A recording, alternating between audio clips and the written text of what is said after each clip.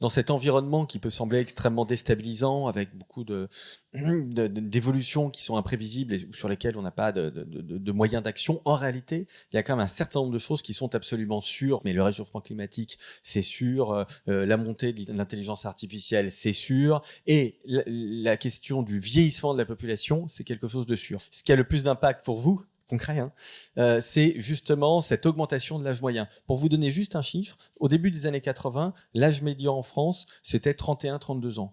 Aujourd'hui, l'âge médian, c'est plus de 40 ans. Il y a une tendance de fond aussi qui ne fait que progresser, je pense que vous la prenez en compte dans vos assortiments, c'est tout ce qui est bien vieillir, qui est comment dans la nourriture, comment dans... Voilà, enfin concrètement, les personnes plus âgées aujourd'hui sont ceux qui vont acheter des fruits, des légumes, des produits moins riches, voilà, qui font plus attention. Quand on regarde les comportements de consommation, c'est le fruit de l'expérience aussi. Quand vous êtes plus âgé, vous êtes plus sûr de vos choix. Ça veut dire que aller chercher les personnes qui ont un peu plus d'expérience, ça nécessite plus de travail aussi, parce qu'il va falloir les convaincre de changer leurs habitudes. Au-delà du vieillissement de la population, il y a la question de la baisse de la croissance démographique de manière générale, et qu'est-ce que ça peut aussi impliquer en stratégie quand on a des stratégies, quand on a un business model de volume, et qu'on se demande si les volumes vont pas finir par baisser finalement à un moment. C'est tout le business model qui est remis en cause, et on le voit aujourd'hui dans nos débats avec les grands industriels qui ont très clairement des stratégies aujourd'hui de valeur. Qu'est-ce qu'on peut dire à long terme, sur l'enjeu macroéconomique, sur l'approvisionnement de la ressource alimentaire? Là où il faut s'inquiéter, c'est sur les secteurs animaux notamment. Parce que même si on a encore un certain nombre de secteurs sur lesquels on est capable de produire suffisamment, ça baisse.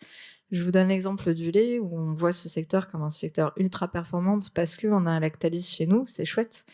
Néanmoins, le lait, on a des prévisions qui nous disent qu'à horizon 2027, on ne sera pas capable de fournir suffisamment pour la consommation française. Et on a d'ores et déjà en lait, 40% des produits laitiers consommés en France sont d'origine d'importés. Donc c'est toutes ces problématiques-là qui font que c'est la tendance sur le temps long qui est inquiétant. Le fait qu'on diminue, on s'en rend pas compte progressivement. C'est comme une grenouille qui est en train de chauffer dans une casserole. On a souvent cette image-là.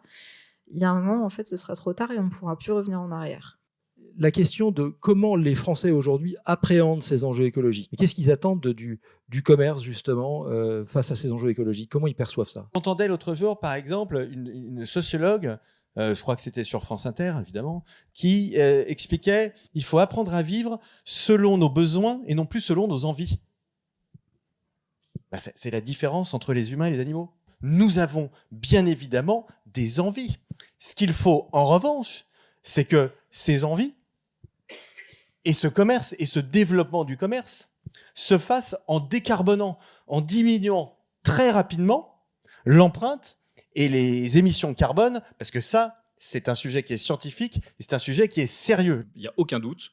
Les Français, à 80%, nous disent que si on fait rien, on va à la catastrophe. Maintenant, c'est vrai que ça se heurte à la réalité du quotidien. Il y a différentes raisons à ça. Alors, il y a évidemment l'inflation, parce que les Français, là, plus que jamais, ont le sentiment que leur pouvoir d'achat est comprimé, est réduit. Il faut absolument allier les propositions à un vrai bénéfice plus concret, évidemment. Et puis après, ils s'en remettent aussi beaucoup aux institutionnels. Comment vous voyez ce défi des compétences dans les années à venir? Ce qui est intéressant, c'est qu'on a cru pendant longtemps que c'était comme la robotisation, que ça allait s'attaquer surtout au premier niveau de qualification, alors que l'intelligence artificielle, elle est en train de concurrencer plutôt les métiers intellectuels. Donc c'est ça qui est plutôt intéressant. En réalité, une caissière, elle ne peut pas se faire remplacer par une IA. Et donc, on n'a pas une problématique aussi forte dans un secteur comme le nôtre qui a énormément de personnel qui sont dans les premiers niveaux de qualification. Le défi, tel que je le comprends, c'est de se dire, au fond, comment est-ce qu'on manage, comment est-ce qu'on recrute, comment est-ce qu'on forme de telle façon que nos collaborateurs humains soient complémentaires de l'intelligence artificielle. Cette vieille expression française qui dit quand vous dites de quelqu'un qu'il est d'un commerce agréable, il vous a rien vendu. Et être d'un commerce agréable, c'est dans le Larousse, c'est la relation, la qualité de la conversation, etc. Et ça, on aura du mal à l'artificialiser.